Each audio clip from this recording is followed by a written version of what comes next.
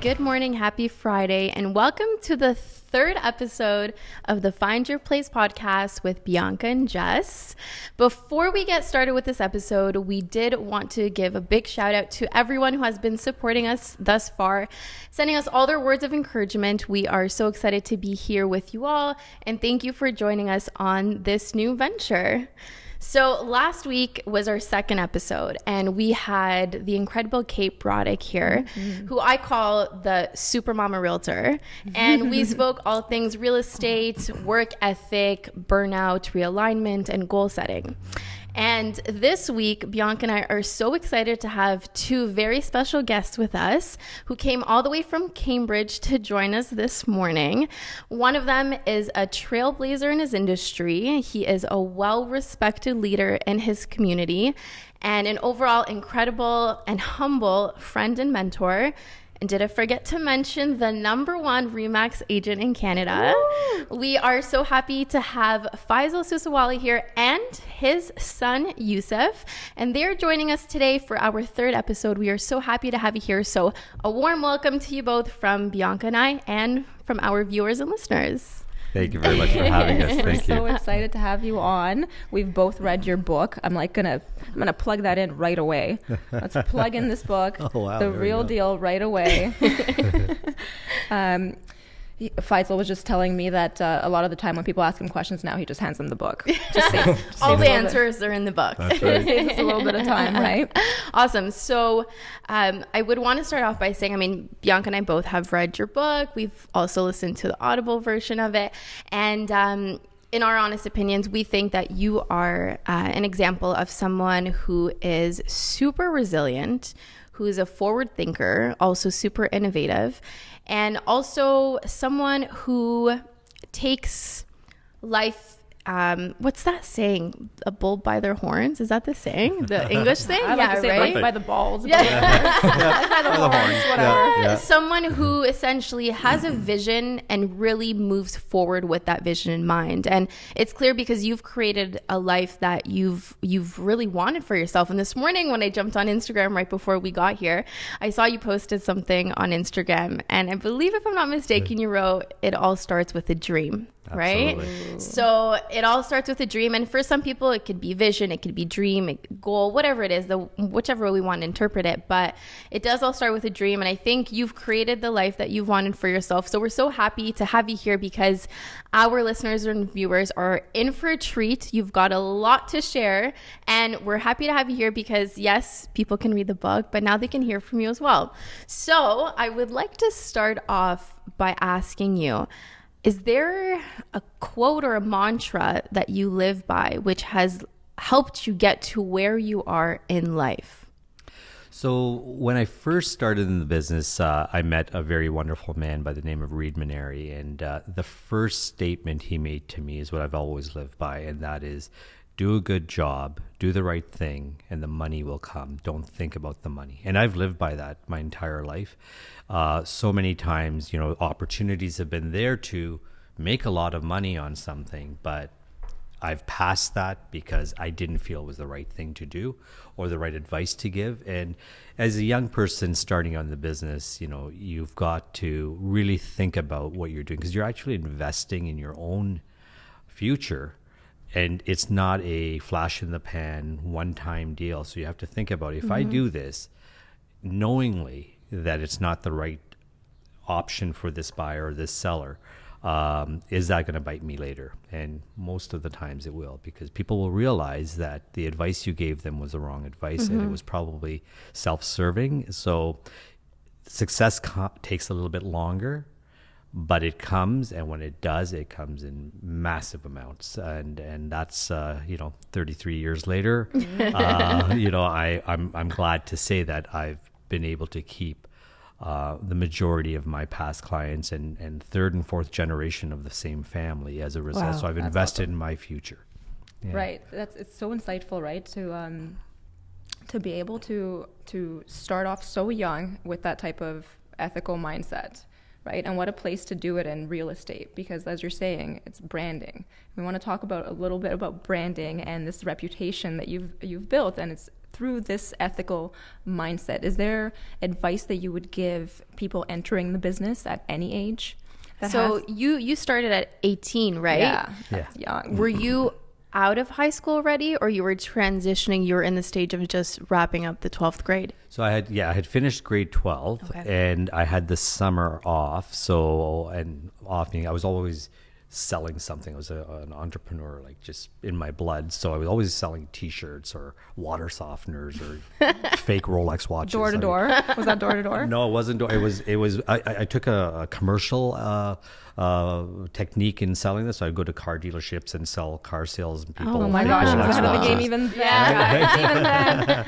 And we were printing T-shirts. Of course, I'm going to violate every copyright here by Gucci and Valentino, and you name it. I had that in the back of my trunk, and I was selling that. Pioneered that, because that's still happening. Yeah, it is. Exactly. Yeah, that was a long time ago. My brother had the driver's license, so he would drive me. And so very early on, where were we here? I was the question again. Just repeat. So you were high school wise. High school, grade 12. So I was in grade 12. I went to Conestoga College, which was a local community college, and they had a 6-week course on real estate. And I did not know that it was a licensing course. I watched late night television. Tom Vu was on, and he was with really hot babes on the back of a yacht. And I'm thinking, I want to be this guy. Infomercial, right? Exactly. Yeah. Of course, that guy got in a lot of trouble later on. I didn't know what he was doing, but he had fast cars, yachts, and beautiful girls on that yacht. And I'm like, I want to be this guy, right? I'm sure there's a version of that you're seeing as well, right? Somewhere. Yeah. No hot babes, no yachts, but yeah. So anyways, that got me into learning about real estate, because he said that he invested in real estate and became this very rich person. He was an immigrant. He couldn't speak English, and this is how he made it. I'm like, this is pretty cool. And at the end of a 6-week course, so for all of you newer people, it's 6 weeks, 6 months, a year, whatever it is. It was 6 weeks, and if you have the courses done, you have a pulse, you can become a real estate agent, right? Yeah. I went back to complete my OAC, which was at that time, like there was grade 13 and Ontario academic credits. Yeah.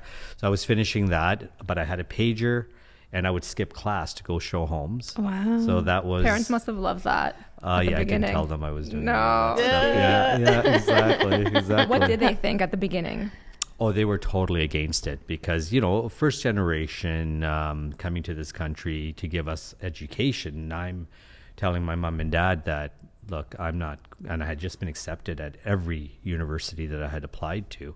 And then to tell them that I'm not going to go to university and I'm doing this. I'm going to run with a 6-week course and see where it takes me. Exactly. Every immigrant parent's worst nightmare. Yeah. And real estate agents didn't have a good reputation. And I mean, to a certain extent, we're nothing against used car salespeople, but we're one notch above used car salespeople. So we have to do better. We have to prove that we are better people, and we are going to be able to add value to people, as opposed to just in it for the big bucks. It's interesting you say that, because yesterday I was speaking to a young adult, and he was like, hey, you're a real estate agent? I was wearing my Remax pin. I said, yeah. And then he mumbles it, because he wanted to make the statement, but he didn't. He's like, well, I heard real estate agents are all liars. And I was like, oh, I hate that that's, how we're known. And perhaps maybe if the courses were affiliated with the university, it would change people's perception of realtors, right? Yeah. That was actually the reason why I never got it when I was 18. I wanted to get it, but I was like, same thing. A child of immigrant parents, they came here to give my brother and I a good life. And I'm going to say, no, mom and dad, I don't want to go to university, So, absolutely. Okay, so your parents were against it. But I remember you mentioned in your book that you had an uncle. Yes. So my mother's uncle was a professor at Brock University, a professor of education, nonetheless, right? So with a British accent? With a British accent, yeah. His name was William Richard Bond. He's passed away, but he was a wonderful, wonderful Richard man. Bond. Yes, exactly. I should have got that name, yeah. So I wish I had the accent too. So he came down because, Uncle Bond was very respected by my parents, and he came down and tried to... My parents had come and talk sense into this kid, tell him, you should not, give up university, you have a bright future, this type of thing. So he came down and I said, okay. And I listened to him. And then he turned around to me and said, okay, Faisal, so are you convinced you're going to go to university, right? I said, well, no. I said, I'm making good money. And he's like, well, it's a commission job. I know a lot of realtors. They don't make a lot of money. So I had been 2 months into the business, and I had a really lucky streak where I met some investors from South Africa who chose to work with me. And the first 60 days that I was in the business, I was able to sell $2 million worth of real estate. And that's way back when homes were not $1 million. No, it was the average price of a home where I was $130,000. But they bought a commercial building from me, and they bought 2 blocks of townhomes in Ingersoll. So that gave me my first start. And in those days, commission for a cooperating broker, I know it's gone down a lot lately, but it used to be 3%. So here I am, an 18-year-old kid still in high school that just made $60,000 gross commission in my first 2 months. And I told him this. I mean, he looked at my mom and dad and said, this kid's making more money than I am. Let him do what he wants to do here. And he supported me, and I'll forever be grateful to him for that. Okay, so I think a lot of us are wondering, I'm looking at Yusuf. So you're 2 years older than when your dad was when he started in the industry. Yes. Are you in the real estate game, or do you have interest in it, or did you kind of just go and do something else? Yeah, so when I was coming out of high school, my parents kind of left it up to me. As long as I decide to get a good education, whatnot, do what makes you happy, where you think you're going to be successful. At the time, I was really interested in the medical field. Nice. So right now I'm in second year health sciences at Western University. Nice. But just through some of the courses I've been able to take and whatnot, I still have that, love for science and the medical world, but recently kind of started in taking an interest in what Dad's doing as well. Ooh, love it. So yeah, that's kind of, I'm kind of deciding moving forward now to use my time to, still continue along with the science and that side of things in the medical field, because that's kind of where, most of my talent lies in terms of academics. Right. But then within that, we can use electives to choose whatever we want. And so I'm going to start taking some, business courses as well. So that way I just have a bit more of a well-rounded education. Of course. And then coming out of Western, I'll be able to, make a more informed decision, maybe help Dad out a little bit. Med school. Not too sure yet. But yeah, the whole point of it is just, I've kind of realized that you can't really be tunnel visioned, right? So that's pretty much where I'm at with that, just waiting to see what happens. So you have 2 more years left, and then at that point you'll be able to decide, right? And at that point you'll have your degree and you can decide whether you move forward. Exactly. But I feel like you're probably gonna start jumping more into the real estate I must world. say, I'm probably the only East Indian alive that does not want his kid to be a doctor. But still he shows of his own accord going into the medical field. I'm in love full that. support of what my kids want to do, because look, I was very lucky that my parents didn't stand in the way of what I really felt I wanted to do. So I say this to a lot of especially immigrant parents, that there are other options. There's don't paint your kids into that box and say this is what you have to do.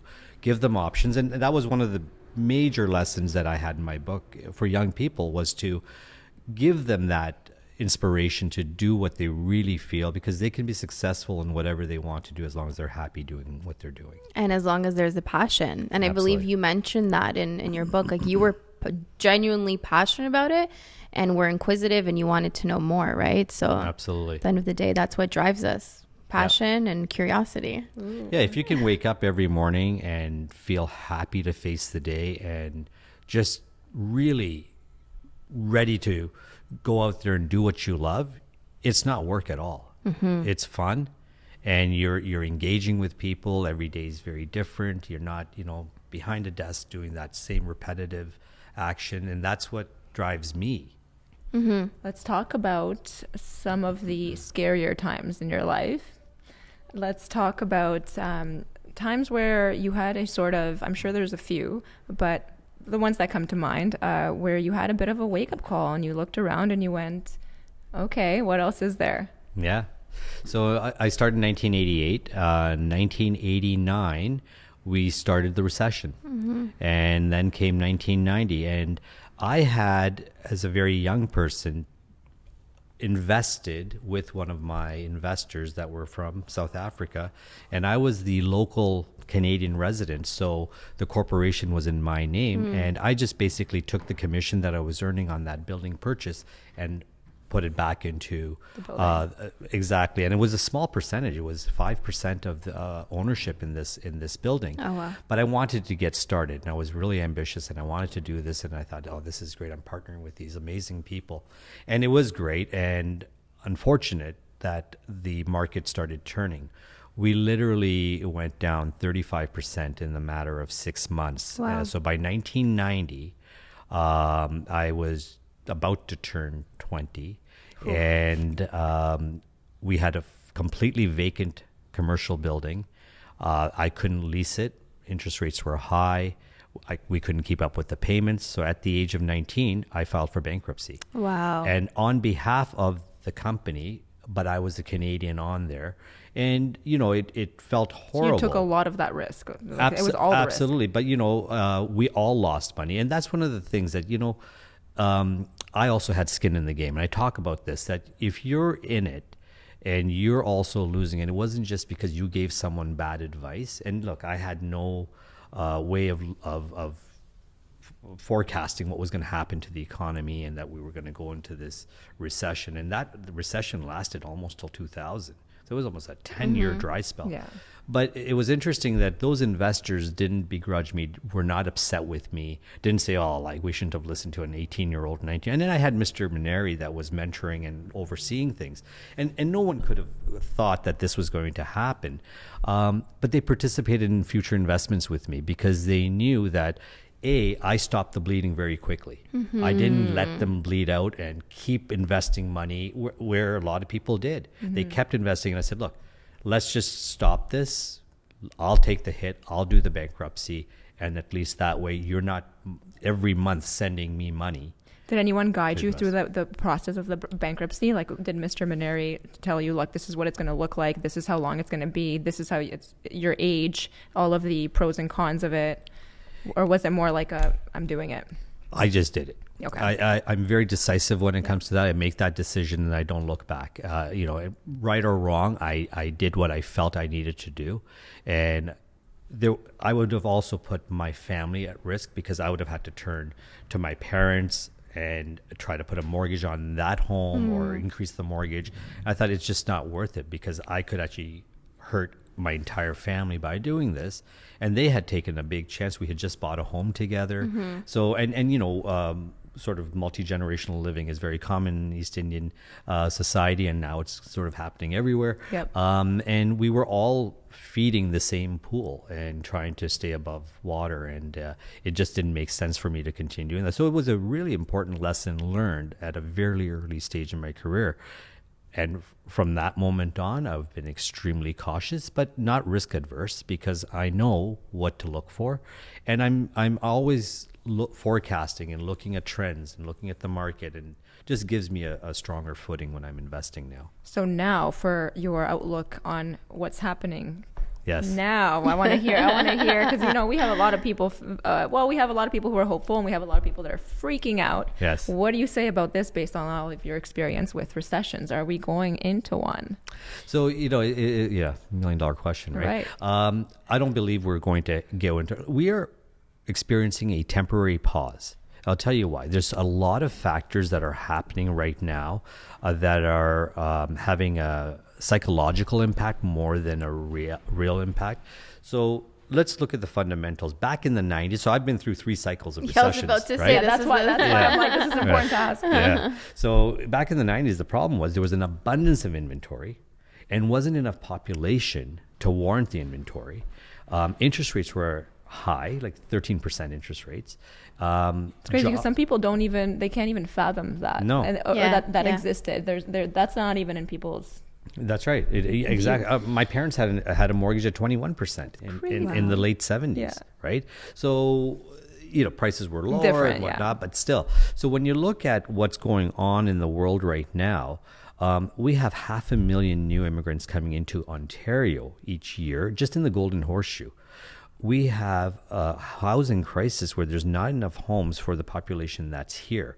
Construction cost is an all-time high. It's quadrupled in the last 2 years. So builders are not going to do charitable work and build these homes for less than their cost. So people will have to buy resale homes. They will have to come into this market and have and need that place to live. So we're going to find that this is happening. Look, gas prices are up. So commuters are saying, well, I'm not going to go into the suburbs. I'll just try to buy locally. Interest rates are going up, but so what? They're still less than pre-COVID, and they're still less than what we've been used to over the last 20 years. It's the media. So Royal Bank comes out and says, we're going to see a 25% decline in prices by the end of the year. Let me remind you that Royal Bank also said in the beginning of COVID that we're going to see a 25% decline. I'm not just picking on Royal Bank. I actually bank with Royal Bank. But all the banks are saying the same thing, that there's going to be a decline. So it's a self-fulfilling prophecy. If you keep talking about it, it's going to happen. People pause. But this is we're not looking at the numbers, though, either. We're not looking at the fact that everything's gone up 30%, 40% year over year either, right? Exactly. And look, okay, so we're up 62% since 2020. So what if we drop 10 points? Does that really matter? Unless you're exiting, cashing out, and never going to buy again, it doesn't matter. It's all relative. So if you're in the same market, but this is a great opportunity. So all of us who were working with buyers and had buyer fatigue and all that bad stuff that was going on, this is the time to reach out to your buyers and say, okay, here it is. There's a window of opportunity to get into the marketplace right now. Prices dropped 10 points. So what if interest rates went up? You're still in the same boat. Your cost of buying that home is still going to be exactly the same because we're a payment buyer. We're not a equity cash buyer. So your payment's going to be the same. So you're just buying that home for less money, which will still be the same payment. So don't pause right now. And, agents have become very lazy, and it was very easy to sell a home. You put up a sign and it's sold, right? So what did we all do? We stopped marketing, we stopped branding, we stopped reaching out, we stopped engaging with our people. We didn't have anything going on. Everybody just thought, like Tim Hortons drive-through, next. This is where And times of recession, times of slowing down is where you can captivate market. And that's what I've done. The same actions that you take, you can't pause them. You can't have feast or famine in this business. It's always famine. And you've always got to live with what's going to happen tomorrow. So you can't stop branding, you can't stop marketing, you can't stop investing. As long as you keep doing that and you're consistent, you will gain the market. And that's what I did. I saw what the top producers in my market, in my region, were doing, but what would they do? They would market in March, and they would stop in the summer because everybody's taking a break. They had their commission checks already in, and then Christmas was coming. So we'll just wait, and then we'll start again in March. So there would be so many pauses, as opposed to every 3 weeks, a piece of mail or something's going out to your farming area, and that's the way to stay engaged with your audience. So today we have the wonderful tools of social media. You can engage every single day by putting out content, putting out advice and updates and whatnot. And it's free. My marketing cost is down by 65%. Wow. Because of social media. Right. So I had a question on that note. So in the book you've spoken about how you still flyer to this day, right? It's been over 30 years now. So no, I've stopped sending the flyers out now, but I was doing that on a consistent basis. And sporadically, if there's an area where, look, I'll be honest, if I see a competitor doing it, I'm going to do it 3 times more in the same area. So you can't stop. You've got to really output more in order to get that. Right. Okay. So then there's do you do bus benches? Yeah. So I have 21 buses that I'm on the back of. So I'm on the back of the bus. If you go to Cambridge, guess who you're going to see in front of you? The little kids think I'm the bus driver, So it's awesome. Yeah. But they'll remember you moving forward, 20 years after that. Absolutely. I remember who that was. Yeah. We should buy our house with that man on it. The bus driver. So the other thing is there's some things that you don't do that a lot of agents do. And we want to hear more about that. So door knocking. Right. Your take on door knocking, your take on Cold open calling. houses and cold calling, because this is something that we're talking, you are an anomaly in the industry talking this way. So give it to us. So let me tell you, like door knocking, it's exhausting. I don't like rejection. I don't know many people who do. And I get it. You're not going in there saying you want to buy or sell or whatever. You're just introducing yourself. But think about this. When I come home at 6 p.m. and I'm having supper or I'm sitting at home relaxing, watching TV, whatever I'm doing, the last thing I want to do is get off my couch and go answer the door and have a salesperson introduce themselves to me. So why do I think I'm special that someone's going to want to see my face at their front door? Right? Like there's no reason for me to be there. Number two, I don't want that You're cold piss call. off so many mentors. But They're like, their mentees are going to call him. And you know what he said? He said, this is, I agree with him. Yeah. Well, like, look, 1978 call, they want their cold calls back. Yeah, like, yeah. stop doing old habits. You know what your cold call is? You know what your door knock is? Is social media. Your CRM is your social media. Yeah. Like, people haven't evolved to understanding. Like, young people, I'm 52 years old.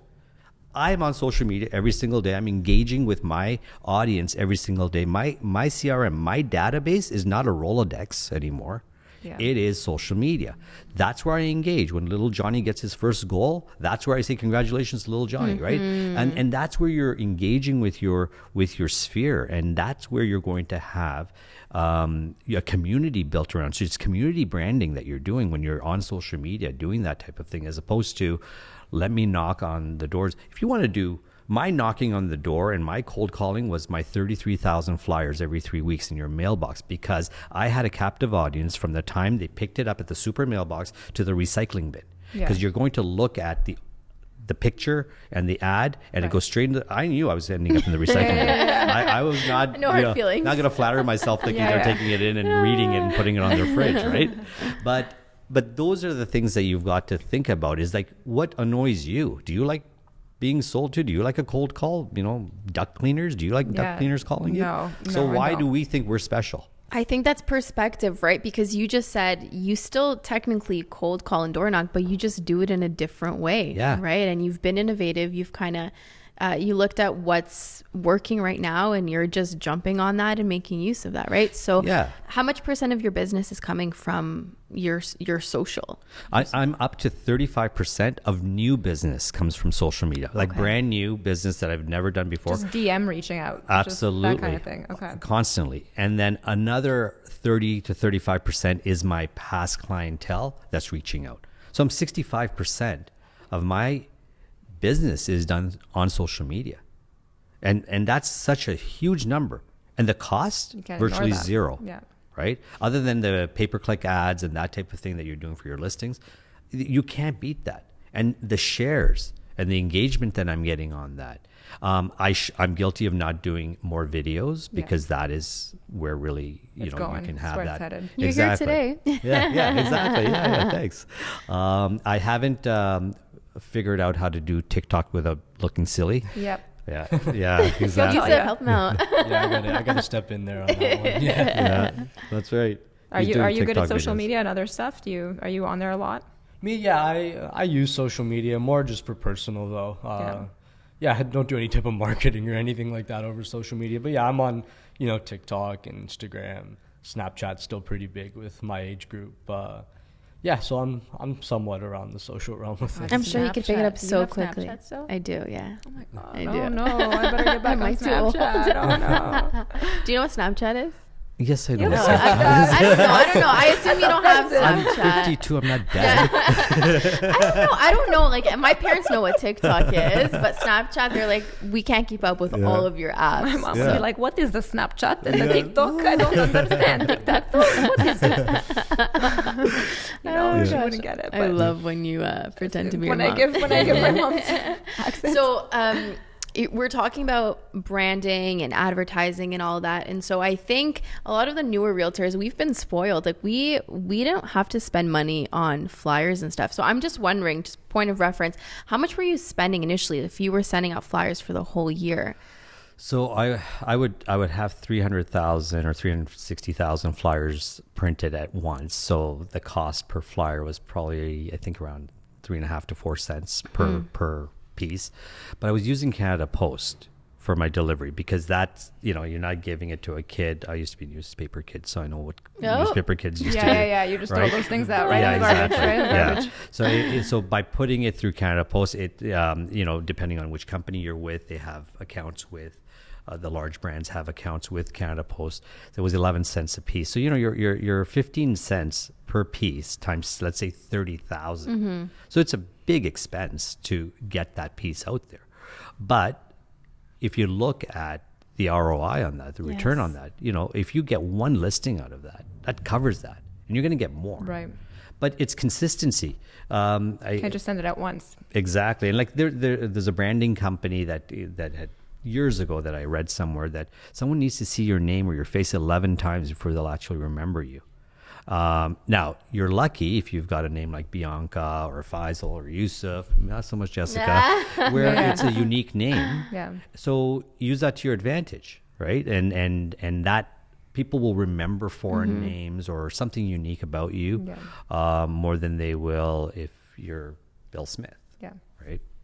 That's a big one. That's true. That's true. And so now you've kind of moved over to the social aspect of it. I mean, this is how Faisal ended up being here. We connected over social. I mean, I did hear about him when we were in Vegas for the Remax convention. Nice. One of my colleagues, Vadim, came up to me and he's like, do you know what that is? You need to go buy his book. I'm like, okay, I'm on it. Got the book, and then we connected via social media, and then, you know, now you're sitting here. So there is a lot of power in that for sure. In social media. Yes. Yeah. I was reading that you got into development. Yes. So tell us a little bit about the process, the oh my gosh, the transition from selling residential homes to wanting to get into, and then what's beyond that? I'm sure you're already thinking about other things beyond development. What's there? So, you know, we have a real estate license, but we haven't figured out how to monetize that license. So there's so much you can do with your license. You could be a property manager, you could be a mentor, you could be a coach, you could be an author, you could be a team leader. There's so many different aspects, but you could also be a partner, and you can bring opportunities to larger groups and start participating in those investments.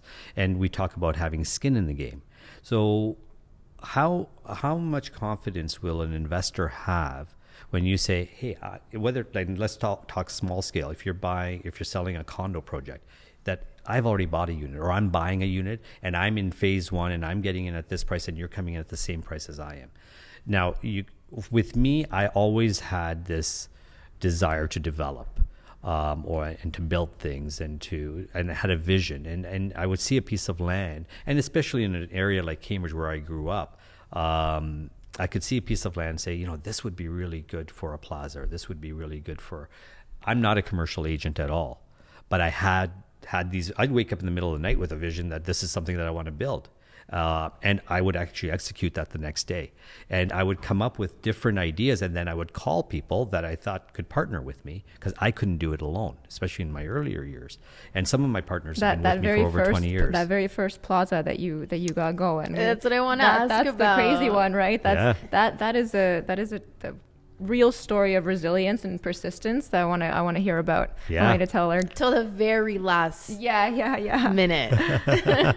So Yusuf was, I think, a year old, and we were in Montreal, and I had been trying to buy this parcel of land for a long time, but the owner wouldn't sell me the whole 4 acres. It was just 2 acres, and at that time he wanted $500,000 for the 2 acres.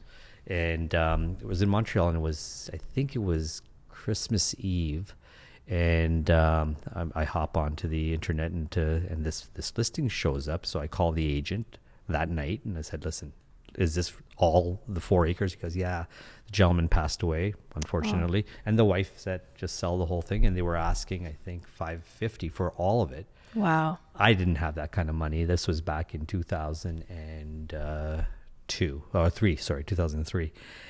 So I called a friend of mine who was a doctor. He had just come to Canada, and his father was a doctor. And I said, "Guys, you guys gotta consider this." And he says, "Well, you know, I'm just still paying off debt and all this kind of stuff." And the dad said, "I've got 3 kids in med school. I don't have a lot of money." I said, "Okay, well, you come up with whatever you can." and I'll figure out the rest of it. And I borrowed everywhere I could to buy this land, and we bought it for $535,000, and it was 4 acres. So I got part of it rezoned for a plaza, and then I got the other half rezoned for a residential townhome development. And the city planners just looked at me and said, "You're nuts! Like this is commercial." Especially land. because we're in this is Cambridge, right? So Yeah. this is quite a while ago, right? This is before anybody had any true foresight of That's how right. What Cambridge would turn out to be. And it was in the very south end where we were surrounded by farms. Like there was nothing there. And everybody's looking at me saying, "You're nuts. Like, what are you doing here?" And now I didn't develop it till 2007. So bought it in 2003, sat on it for 4 years. And then Empire Communities came in and bought everything around me. And I was the only commercial land there. That's when I went to the city and I said, okay, I want to build a plaza. I want to put 5 apartments above it. And the reason I wanted the apartments, because I had learned from my bankruptcy at the age of 19 that commercial tenants can all move out on you. But if I have residential, at least I'll be able to make my mortgage payments. And when I went there, they said, "No, we're not going to support this." And this is before there was this movement for intensification and the need for housing and affordable housing. And that was my argument. I said, well, people got to live here. Like this is going to be an affordable building with apartments above it. Severed off the 2 acres. Anyways, we got the approval. 2007, we started building this plaza. And how did you get to start building the plaza? Since you likely did you have all the money for it? No, zero. I had zero. A hope and a prayer.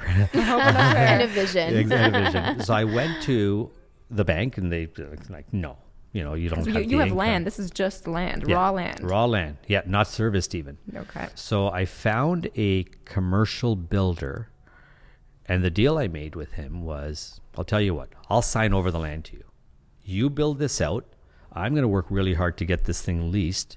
And by the end of and this was the beginning of 2007, by the end of 2007, I will get takeout financing because I'll have the whole plaza leased, and you'll give me the keys and take the lien off of the land. But if I don't, You get to keep the land. you're already putting your money in there to build it for me. Yeah.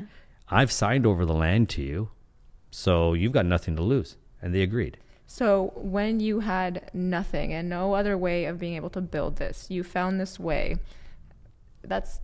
Isn't that extraordinary? Yeah, That's so because extraordinary. not many people would. Yeah, they'd would look move around and be like, forward oh with it. crap, I got to go try to get more loans or sell more properties or make more money or sell this thing. Like I've reached a dead end. What do I do? And you literally went and you found a builder and you exchanged a service. That is incredible. Absolutely. It's awesome. Yeah. That's And that's what you have to do is come up with creative ways to make things happen. Now I leased it all out. It was great. Got the apartments leased out as well, except I couldn't get occupancy. And I write about this in the book. And I went to the city and said, okay. And the only way for me to get my money from the bank to pay the builder, who had a deadline of December 31st, was to get the financing. So December 15th, 18th, still no occupancy. Finally, I get to the point where we can get occupancy, and the city inspector says that you don't have a connected fire detection monitoring system yet. I'm like, What's what? that? Like, Yeah. what It's was all, everything's in here. Well, he goes, yeah, unless you have this monitored. Did the builder miss that? Was that? No, it was just- all there, but because of the Christmas holidays, it was now we were at the 23rd. Yeah. City Hall's closing at 3 Things p.m. closed, yeah. My advance is ready from the bank, provided I have occupancy permit. I can't get occupancy permit because I have residential apartments upstairs. So now I'm in a real problem here. I'm like, well, what does that mean? He goes, well, you have to have somebody monitor, because if there's a fire, the alarm's got to go off. I said, well, that's not going to happen. Like, I can't get these guys in to connect even right now. It's 3 p.m. and it's about to be Christmas Eve. So, Everyone listen very closely to what happens next. So they said to me, well, unless you, then the planner was nice enough to say, the city planner was nice enough to say to me, well, you might be able to get a security company to come in and, sit there all night until you get your alarm connected to a monitoring company. And I said, well, where am I going to find this? So I started calling security. And of course, at the last minute, you can't get a security service to come there. So I call him back and I said, okay, does it have to be a licensed security service? He goes, no. I said, like, what if I'm there? He goes, well, like, where are you going to live? I said, well, there's an empty apartment. What if I live there? He goes, well, you understand that we have bylaw people that are going to check up on you to make sure that, so you can't, like, you've got to be there 24/7. So from Christmas Eve to the 27th, I got a sleeping bag and I stayed there so that I could get occupancy permits, so that I could get my money, so I could pay the builder so he doesn't take my land away from me and my plaza away from me. And you were too young to remember Dad wasn't there for Christmas. That's right. Daddy wasn't there. Yeah, it's fine. I just remember playing in the dirt when it was getting good. Exactly. Good memories only. But that was the only way for me to get occupancy permit. Yeah, that's a true story of someone who, was able to, he was very resilient, sacrificed a lot. And we need to actually make clear as well, because people hear these stories all the time. People who are younger, they hear these stories and and actually it's the same mindset of sort of millennials or younger people getting into real estate now, going, yes, it's easy to talk like that, Grandpa. When I was your age, I bought a house for $60,000 and I can't do it now. But the thing is that there are people who are looking at this situation, this story, and thinking, well, that was a different time. You bought land for that much. You can't buy land for that much. But that is a lie, isn't it? Absolutely. There is a lot more opportunity out there in a very similar fashion to exactly what you went through. And there's so much untapped potential in surrounding areas. So if you're out there and you're hearing these stories and you're a young person who wants to get into development and has that dream as a realtor or as just a regular person, you gotta take a chance. You have to take a chance. And for me, I started with zero, so the only way was up. Right? It wasn't that. What did I have to lose, really? In that moment, I had a lot to lose. But what did I have to lose by getting a builder on side? And okay, I would have lost the land. I would have risked, over $500,000. But the alternative was. Well, there was. It would have sat there. Exactly. Yeah. Right? Exactly. So you made this really good decision. Yes, right? Absolutely. And we kept half an acre vacant on that plaza because we were going to do a standalone pad site. And of course, I went back to the city a year ago and I said, you know what? There's a housing need here, so let's build 10 stacked townhomes. And then again, they said, you're crazy. Like, why would you? You're going to build 10 stacked homes on a plaza site? I'm like, yeah, just behind. And I'm not severing it off. I'm keeping it as a rental property. And we finally got permit on that. And we're starting to dig at the end of the month. Yeah. Holy cow. That's one of your first properties that you're digging now. I'm still developing on it. Yeah, still developing on it. What time a and great patience. decision. Wow. Time and patience. Love it. Exactly. And sometimes, with land especially, it pays to wait. It pays to wait because there's not any of it being created right now. How would you what type of criteria would you use when looking for land today and good deals and potential? It's becoming very difficult right now, but don't buy in a location where it's the hot spot today. Buy where it's going to be the hot spot in the next 7 to 10 years. So you have to play the long game when it's land, and you have to vision as to, and you have to know municipal bylaws. You need to know what the official plan is. You need to know where the services are. So if your water and sewer is 20 miles away, it's probably going to be more than 10 years before you're going to see development happen there. But if it's around the corner, but it just hasn't made it up to your site yet, which in my case, most of the lands that I've purchased have done that. And I've been buying land since, like I said, the early 2000s, and we still haven't developed most of it. Wow. Because we're just waiting. And buy in areas that, I stumbled across 30 acres of land, a farmer's field in Fergus about 6 years ago. And that has gone 10 times the value as a result of this urban sprawl movement where, Guelph is now moving towards Fergus. Nobody thought about going to Fergus. Nobody thought about going to Woodstock or Ingersoll or Tillsonburg. And land was extremely cheap. So syndications, partner with people.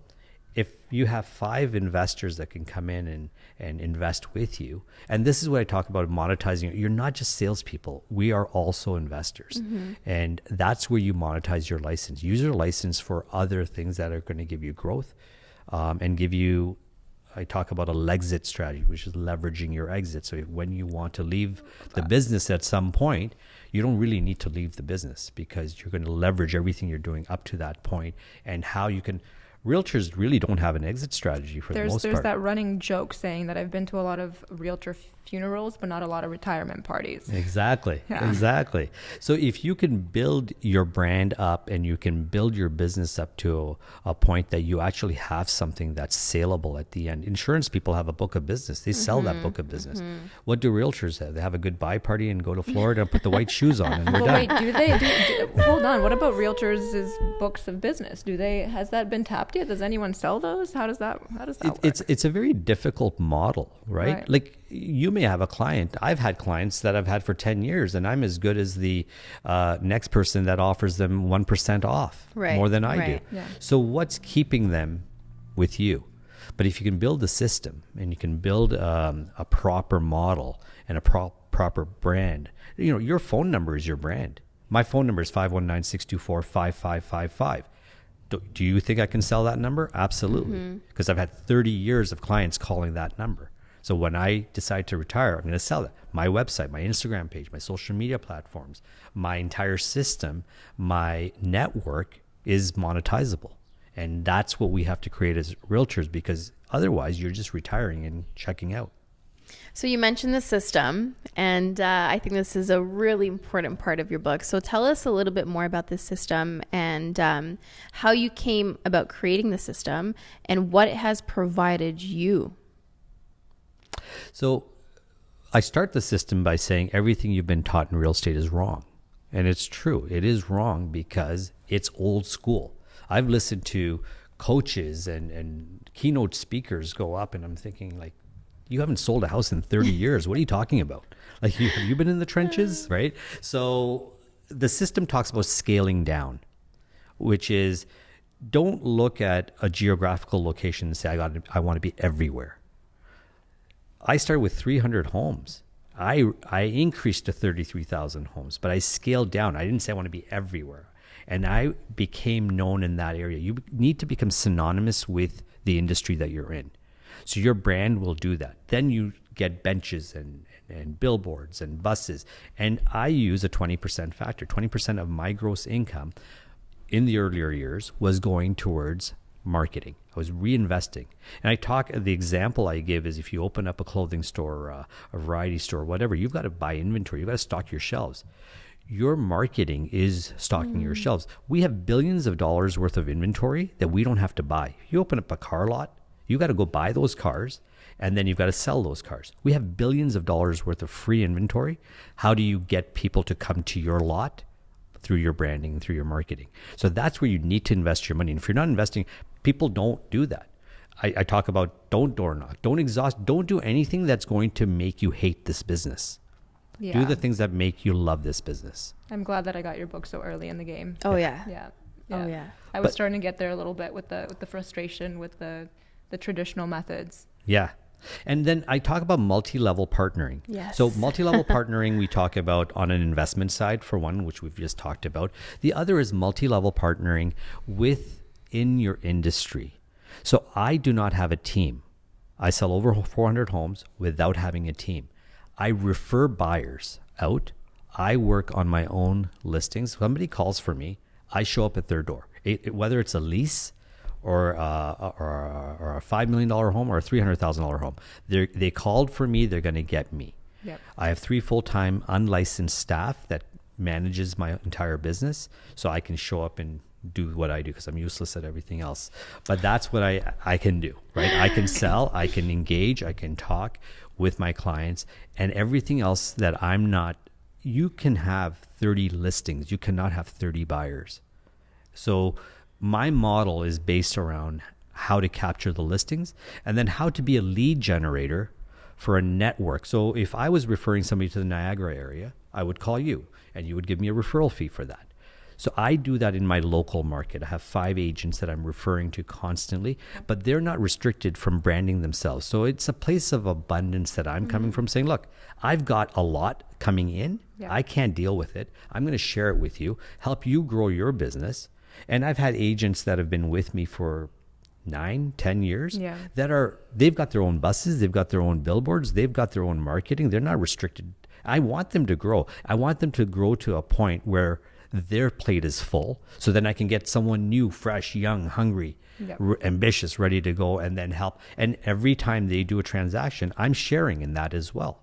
So that's the model that I've created, and it doesn't have any resistance, and there's nobody with their hand out saying, when's my next lead coming, or why am I giving you 50% on my best friend's deal, or my uncle's deal? Like, why am I sharing with you? These are all problems in an industry of teams, for sure. Yeah. And you know, like I don't want to come across being negative towards team, because some team models work very well.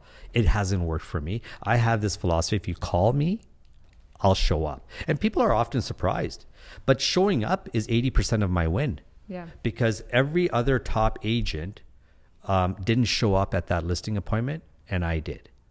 And that right there shows them that I'm going to be on their side, on their team. And I tell them, look, here's my number, here's my email. You can call me, text me for the next week, because that's how quickly we've been selling homes. Yep. I will be a part of your family, and we're going to be partners. And I love you when will you use have that me. line. Just use that line on me, and I'm like, I'll sign. Where do I sign? Yeah, that's great. Exactly. For next week, because that's how fast we're going to sell your home. Yes. And my entire listing presentation revolves around taking someone through a journey, not selling on them. I don't wait for them to ask what my commission rate is. I talk about it. We're having a conversation, but I'm using NLP, neuro-linguistic programming, right? So what I'm doing by that is, when I come into their home, I'm not sitting down. The first tendency is, let's sit down, let's talk. Why? I want to be out of here in 45 minutes. I don't want to sit down and chat. So we tour the home. We're looking, but I'm learning their behavior. I'm learning what their triggers are, and are they really excited about their home? Are they gonna? And they're gonna. And that conversation is what warms them up to working with me. I'm not waiting for them to ask me what the commission is going to be. I'm never asking them, what do you think your home is worth? You know how many agents ask that question when they go and sit down? You guys don't. I hope you don't. But when you no, say but I've definitely seen that after all this information you've been presented with. I mean, if you honestly look at any guru or YouTube style video that talks about listing presentation, even, okay, I'm not going to name brands, but yeah, they all say this. They all say. Yeah. So there's like, and I'm thinking, well, and I say this to other agents, well, what the heck are you there for? Like, if they already knew what their home was worth. So if you can show them examples, and then I show them the marketing and how I'm going to leverage my brand to get the audience, where I'm going to market, who the people are going to be that are going to come. And then I take them on that presentation journey of when the offers come. So they're so excited about that whole process. They're not even thinking about, well, did you mention the walkout basement? And we're not talking about stuff like that. Yeah. That all happens later. But I show up completely prepared. The listing is already ready in hard copy, and I have it loaded on DocuSign as well, so that if they don't sign in that moment, it's ready to go. And I don't close. So never be closing is my motto. Not ABC, it's NBC. Yep. So I start packing up at the end of my presentation, and I say, you will never hear from me again unless you choose to call me. I'll respect your privacy. Yep. And they're like, we already signed. Where are you going? Where are you going? We're not exactly. done. So that's my close. Yeah. Like that, you'll never hear from me again. So make them feel insecure. It's kind of like you want what you can't have, right? Exactly. So you're literally telling them, like, hey, I don't need your business. Let me know. But I'm saying it in a way that, like, I'm not here to pressure them into making a decision, that they know the decision they wish to make and what they, and I tell them, look, I'm not going to be the discount realtor that you might be expecting. My rate is 5%. Yeah. Okay. And I'm not discounting that, because we've already discounted from 6%. Our market has gone down. Right. We're down to, agents are charging 3%. Yeah. So I'm not, but I'm showing them why I'm going to bring value to them and how I'm going to get them better results by marketing in areas that traditional realtors are not going to do. And I'm not just putting up a sign and going home and praying every night that your home is going to sell. I'm going to actually do the work that's required. What do you say about the current market situation where, when you do come into a listing presentation, you used to have pretty decent comparables that would give them a very good idea of what their home is worth. And since this sort of chaos that's been happening, we have a home that sold next door for 1.3, and then the one right beside it, exactly the same, just sold for 950. So how do you reconcile that? What do you talk about when it comes to that? You have to speak in real time, right? So what I was telling my clients in February, now It changes month to month now. or week to week, even, right? So everybody that I met, and I'll do 3 to 5 CMAs a day, evaluations a day. I will go back to each of them every week and give them a market update. It's an email, just an email letting them know, hey, the market has changed. And that's actually says the subject is the market has changed. So they're going to read that. And here's the latest update, good or bad. And I've been doing that for years. And we're also, that's one of our contact methods. It's letting our clients know at least every 6 months, everybody in our database gets an update on what the value of their home is in today's market. And that way, again, it doesn't need to be, I don't show up on the closing day with a big gift basket, but I'm going to stay in touch with you and I'm going to give you something every single year. And that's where the community branding comes in. And I talked about that. It's that, once you get to a point where it's literally impossible for me to get to 7,000 of my clients every year or whatever. So I have to do something on a larger scale, whether it's a charitable event or a festive event or something, because you can't house 7,000 people. And that's sort of the goal that I had from day one, is to give back to the communities that I'm working with, as opposed to individually trying, because everybody else, they're going to forget the bottle of wine you gave them on the day of closing, but they won't forget the annual things that you do for them and for the community. The experiences. Yeah. So you just mentioned goal, and that reminded me there was something I wanted to talk to you about. What goal were you driven by when you just got into the industry? And I assume that has changed over time, right? It's been over 30 years. Was there a really big goal that you were driven by that really led you to keep persevering and keep pushing through? It was the fear, and it was, I don't want to be poor, and I don't ever want to worry about money. So for me, it was, how do I do that without compromising ethics and all that? And like I said, being a young person in the industry, you could meet the wrong people and pick up wrong habits. And that's where mentoring is so important, and getting the right people on your side and learning from the right people is very important. But for me, it was just, I wanted to create a beautiful life for me and my family. And initially the goal was to help my parents, because my father went through a tragic accident when we were only 3 years into this country, and he lost his right arm, and my mom would walk to work, and we saw the struggles of our parents, and we wanted, my brother, myself, my sister. You were 3 siblings. My brother's a year older than I am. My sister's 5 years younger than me. But it was, those struggles, actually you build muscle memory, and it helps you sort of deal with things and cope with things as you feel face adversity in your life.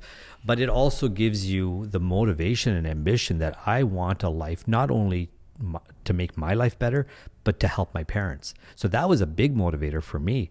I would have gladly gone to university had my parents been in a position to be able to pay for everything and buy us cars and do all those things. Yeah, without question. But that wasn't an option back then. And my brother had just gone to university. My sister was following behind. And I saw an opportunity where I could help my family come out of this cycle of just paycheck to paycheck. You were able to see that rather quickly too, right? The 2 months into it was such a great indicator that was the way to go. Yes. Right. Of course, it didn't last very long, but it was, then the recession hit. The initial result was there, right? Yeah. So Yeah. that I questioned my decisions for the first 5 years. Yeah. I like, should I be doing this? Should I just maybe go get a job? That's every realtor. That's welcome to every realtor's morning coffee thoughts. Absolutely. Yeah. And that's where you start second guessing. It's like, I should have had a degree. I should have had something to fall back on. Like what am I going to do? So, and then that's your Uber didn't exist then. I didn't have Uber as a chance. There were no backups. I think you had mentioned that you didn't even have a car when you first got into the industry, right? So for my first, when I got my license, my friend Jeremy, his dad owned the Century 21 in town. So after school, I asked Jeremy said to me, go see my dad. So I walked from school downtown to go see Jeremy's father at Century 21. And he looked at me and said, son, you look like you're 12. Just go to school, get a degree, and then come see me in 4 or 5 years and we'll help you out. And so I was waiting for the bus at the bus terminal. And that's when I remembered that Mr. Maneri had an office across the bus terminal just above the old Royal Trust Bank. And I thought, I wonder if he's still there, because my dad would take us up there when we were looking for apartments to rent. And so I walk up and I see his name on the door and knock on it. And there's Mr. Maneri sitting behind the big oak desk. And I said, hi, it's, Faisal, I'm Sikandar's son. And he remembered my dad and he invited me to walk in. He was 74 at the time. 74. And you were 18 or 19? I was 18. 18. Wow. And I had qualified for, I didn't have my license because you needed a broker. So I said, Mr. The Maneri. articling. There was the right. articling back then. Well, there was no articling. It was just you had to be under a broker. Yes. So I had my courses done, but a broker had to license you through Ministry of Consumer and Commercial Relations. RICO didn't exist back then. And he said, well, I'm about to retire in a few months, but yeah, sure, but as long as you come in here after school every day. So after school, I'd walk down. And then when I had an appointment, I would ask my mom to borrow her car if I could get a hold of her, because we didn't have cell phones back then. Oh my gosh. Right? Oh. Pagers? What were they? Pagers and a phone, a car phone. And the pager was, it was a voice. So it would go beep, beep. And then the voice would, and my mom would be giving me her grocery list or something, right? So it was different times. But I did save up enough money to go out and buy a car, which I did, and convinced Mr. Maneri to buy me a car phone. It was a GE car phone. It had a speaker, like I had a microphone like this off the visor, and it was in the car, and it came with this. People talk about you know, it's like it's so far and wild, right? I can't even imagine. Yusuf's like, what? And it had a briefcase that had another charger in it, and it was with Cantel. That was my provider. It was $1.50 a minute. A minute to be on the phone. There was no text messaging, of course. It was just $1.50 a minute, and my monthly bill would be $700 to $800. But imagine what a trailblazer he was. That in a time where people would respond within 24 hours, 48 hours, even. Yes, you had to go to the office and get the little pink slip that with your name on it, and then you'd call. So imagine somebody would call my pager, and within minutes I'd be on that phone calling them back, and they're like, wow, we just how did you, we were expecting, because 24 hours was reasonable. Not anymore, but 24 hours was reasonable to get back to people. Well, that still stands true today. Like when you get internet leads coming in. Yeah, if you don't call them within 5 minutes, 10 minutes. Yeah. So you were already innovating. You're like, all right, I got to move forward. I got to be 5 steps ahead. Have you ever read The Alchemist? No, I haven't. Your life is a modern day version of The Alchemist. Interesting. I better go out and buy that book. You're gonna love it. You're gonna love it. We'll send one your way. Yeah. So Yusuf, yourself, do you have any goals that you're really driven by, or something that really sets your soul on fire? Yeah, for starters, see how hard dad works day in and day out. You see the ups and the downs, from a personal and a business perspective. So for me, I kind of want to just aim for the same thing, be able to make a name for myself as well, get that education, get a degree, keep my marks up. Fortunately enough, I don't have the fear of, poverty and having to worry about a paycheck. But, on my own, I'm able to do different things that can kind of drive me to get towards those same goals. So for me, it's graduating every year with honors, or nice. So I like to set little goals along the way. And then I'm still holding off a little bit on what the ultimate one is. That puts you ahead of the rest of us, to be honest with you. So I just set little goals along the way. Whether that comes to marks on exams or extracurriculars, how I'm getting involved, how I handle myself around people. And then, so then that's just how I kind of go day to day. And then eventually that adds up to, what I hope to be my own version of success. Beautiful. How do you, this is, I guess, a question to all of us. You mentioned success, and I think that's huge. I think we all measure success in a very, very different way. To some, success means having X amount of money in the bank account. To others, it could be being a great person. Like you mentioned, the way, you carry yourself with people, how people feel after they leave, having a conversation with you. So I guess this is a question to all of us. How do you measure success? Faisal, we'll start with you, and then we'll go around. For me, it's the peace you feel at the end of the day. That's how and that's the happiness and the peace you have in your heart. And as long as the people around you are happy, peaceful, healthy, and fulfilled, and if you feel fulfilled, then you're successful. And I've always celebrated the small wins, so that when I've got a loss, I've got something to look back on and not get hung up on that loss. So for me, it's just having fulfillment and a happy life is success. Beautiful. Yusuf? Yeah, I pick up on what my dad said about the little wins. Like, I noticed that as well. yeah, like, for me, like I said, I'm still a full-time student. Sometimes that means staying at the library till 2 a.m. and studying, pulling the all-nighters and stuff like that. You're gonna miss those days. You don't think you might, but you. Yeah, exactly. Yeah. So like for me, it's again like I kind of agree with the whole celebrating the little wins part. Like for me, I've struggled with burnout, anxiety, mental health. So I learned to appreciate some of the wins, especially when you kind of had to go through a little more than you were hoping to get to them. But yeah, to add to that, your question about success, a good friend of ours actually kind of taught me this, is there's 3 components to it. The first is doing well. So, that means sustaining an income at a level at which you're okay with your lifestyle, you're cool with how you're living, you're totally satisfied.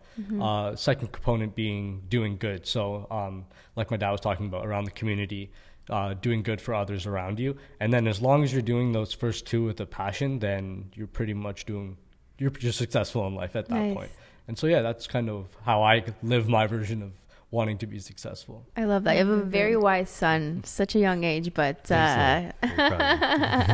Bianca. It's actually there's a thing that you guys both have in common, and there's a bravery about speaking about the things that people don't usually speak about. So for you, it was the driver behind success. A lot of people don't say fear because it's a taboo thing to say. I was scared shitless that I was going to be poor. Like that is, and some people, the way that they say it, I really wanted to do this, enter positive spin on whatever it is, that takes courageousness. And then so does being able to admit, even as a teenager, that there's anxiety and there's burnout and there's shit that you're dealing with all the time, the time, right? And people your age are dealing with it all the time, and they're not alone. So it's a mass problem, especially with COVID. Yeah, you see it around universities, like when you look at the statistics even of people who've been seeking out like mental health supports and counseling services, it's skyrocketed since online school, because there's no structure to your life at that point. It's you're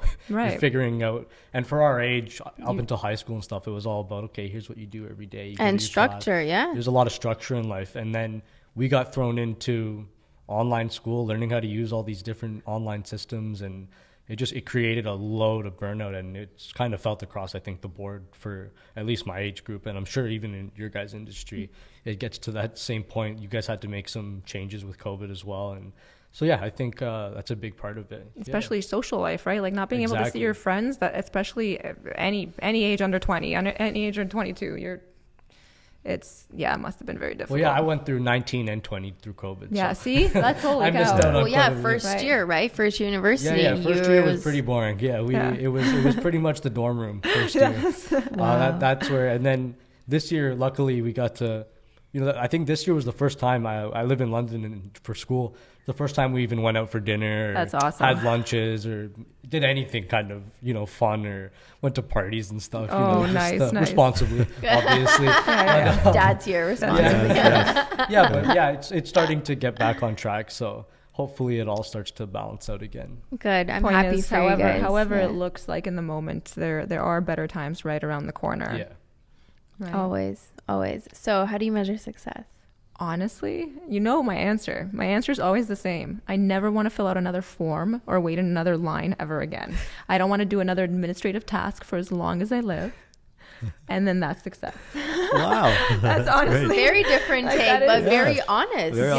Honestly, I want to do what I'm good at, which is being there for the person and being there with people and interacting with people and loving people and motivating people. don't want to be in front of paperwork. I can't do it. I know how to do it. I don't want to do it. And if I ever get a chance to not have to do it, then I will feel so successful. Good. Yeah, that's it. Everyone take notes. Yes. As for myself, I think I measure success with the amount of time I have to do the things that I love to do. So I guess I would say time freedom. And so those things are spending time with my family, spending time with my friends. And I'm also driven by that fear. Like, I'm realistic. My parents aren't going to be with us forever. And I wish they would be, but that's not the case, right? So when mom and dad are no longer there, will I be able to sustain myself and my life the way it is now? I don't know, right? So I'm also driven by that fear. I'm like scared. So if I can do whatever it takes now and whatever sacrifices I have to make, I've had to make so many in the last year and a half. And some days I cry about it and I'm like, what am I doing? Like, why am I even here? Right. And then I always have to remind myself of that bigger picture. Like, my parents had their own struggles and they were not the same struggles. You know, it was more of like a language barrier and trying to figure out where to move and where should we raise our kids so that we're in a good neighborhood, right? So we're dealing with different challenges. But I think ultimately, for me to be able to measure that success is how much time I have with my family, because I'm missing it right now, but it's for a bigger picture. And, you know, just it's not about the amount of money that I have. Money grants us opportunities. So I just want the money that I make to be able to give me the time to. That's what I want, the time. You know, to go, and if I want to take a trip tomorrow because Bianca and I feel like it, like I want to be able to do that. Oh, you're taking me on this trip. There you go. That's just in. So, and I know, Faisal, when we met for lunch about a month ago, you were telling me like you don't work on specific days. And I'm sure when you first started, you were working crazy hours. Yeah. But whatever work you put in granted you the opportunity to now do that. Right. And so I think that's what a lot of us try to achieve. So for me, we just want to be time freedom. So let me tell you, you guys got to get assistants if you don't already have an assistant. I have virtual assistants. I have two virtual assistants. Good. Because that will directly impact your lifestyle and your free time and your income. It's being able to know what to properly delegate to an assistant, right? That's one of the things. I feel like I got the assistant. I was like, I have no idea what to give you. Like, I don't know what to give you other than. Yeah. How do you navigate that? So every thought that comes into my mind, it goes to my assistant. That's how I navigate How that. is it? You send her a text message, a voice note? Absolutely. How does that happen? Yeah, constantly. And that makes sense. How often do you drive by something and like, oh, this is really good for this client, and then by the time you get your destination, you get caught up, you forget about it. And so those are the little things that I learned very early on, that I don't let any of that go. As soon as I think about it, it gets sent off. I got to purge my brain. Smart. At the end of every day, before I sleep, I send a complete list of everything that's been sort of weighing on me, anything that needs to be done, anything that needs to be followed up on.